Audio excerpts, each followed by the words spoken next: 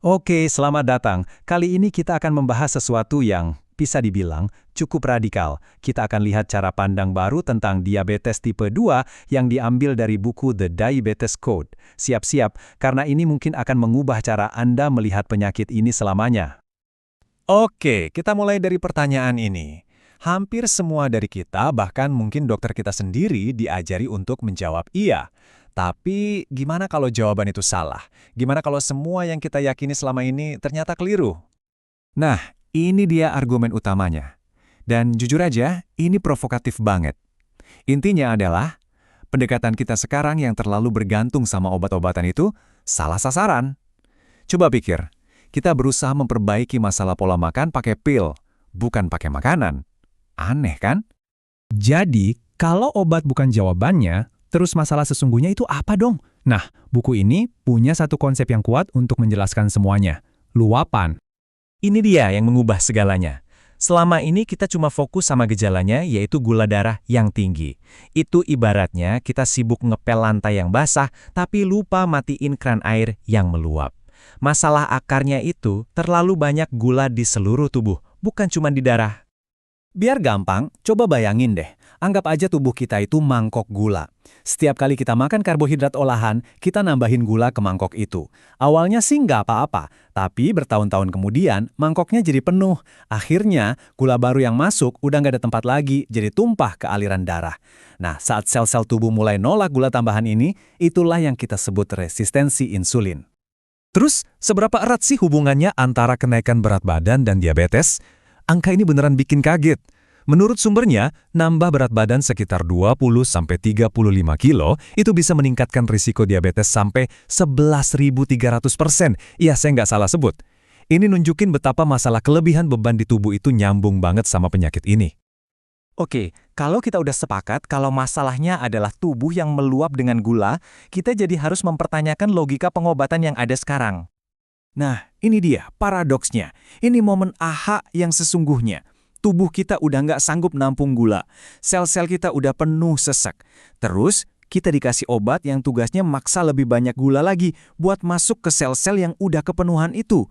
Apa ini kedengaran masuk akal buat Anda? Analogi ini ngejelasin masalahnya dengan sempurna. Betul, insulin memang bisa nurunin kadar gula darah, bikin ruangan kelihatan bersih. Tapi caranya adalah dengan nyembunyiin gula itu di bagian tubuh lain, kayak di hati atau organ lain. Akibatnya, rumah kita atau tubuh kita secara keseluruhan malah jadi makin kotor. Penyakit dasarnya justru makin parah, bukan membaik. Dan kalau kita tarik mundur garis waktunya, polanya kelihatan jelas banget.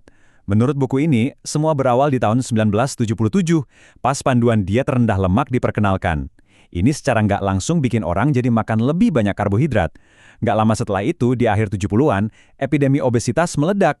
Dan tepat setelahnya, di akhir 80-an, epidemi diabetes tipe 2 ngikutin. Keduanya kayak sepaket. Nasihat standar buat ngatasin obesitas, makan lebih sedikit, gerak lebih banyak, juga ternyata nggak efektif. Buku ini mengutip data yang menunjukkan tingkat kegagalannya luar biasa tinggi. Ini nunjukin kalau model hitung-hitungan kalori yang simpel itu kayaknya nggak benar-benar paham apa yang terjadi di dalam tubuh kita. Oke, cukup bahas masalahnya. Sekarang, ayo kita masuk ke bagian yang paling ditunggu-tunggu. Solusinya. Buku ini nawarin pendekatan 2 langkah yang sangat jelas dan logis. Solusinya itu seperti serangan dari 2 arah. Pertama, kita harus stop masalahnya dari sumbernya. Tutup keran, berhenti nambahin gula ke tubuh. Kedua, kita harus beresin kekacauan yang udah ada. Kosongin lagi mangkok gula itu dengan cara ngebakar simpanan yang ada. Logikanya simpel banget kan? Langsung ke akar masalah. Oke, buat langkah pertama, fokus utamanya itu kualitas makanan. Bukan lagi cuma soal ngurangin kalori, tapi ganti jenis makanan yang kita konsumsi. Jauhi semua makanan olahan yang cepet banget jadi gula di tubuh, dan ganti ke makanan asli yang kaya nutrisi. Nah, sekarang langkah kedua, bakar sisa gulanya. Puasa itu bukan hal yang aneh atau ekstrim. Itu cuma jeda alami di antara waktu makan. Pas kita lagi nggak makan, tubuh kita secara otomatis akan cari cadangan energi. Dan sumber energi pertama yang paling gampang diakses itu ya, gula yang disimpan di hati. Ini cara paling efektif buat ngosongin mangkok gula yang udah penuh itu. Semua ini, kalau digabungkan, mengarah pada cara pandang yang benar-benar baru soal diabetes. Ini bukan lagi soal vonis seumur hidup. Dan ini semua bukan cuma teori loh. Lihat aja data hasil uji klinis yang dikutip di buku ini. Setelah setahun ngejalanin diet rendah karbohidrat, hasilnya luar biasa. Grafik yang kiri nunjukin kalau hampir 100% pasien bisa ngurangin atau bahkan stop total pakai insulin. Dan yang lebih gila lagi, lihat grafik kedua, lebih dari separuh pasien secara resmi nggak lagi memenuhi kriteria diagnosis diabetes. Ini bukti nyata kalau penyakit ini beneran bisa dibalikan. Jadi kalau ada satu hal yang harus Anda ingat dari semua pembahasan kita, inilah dia.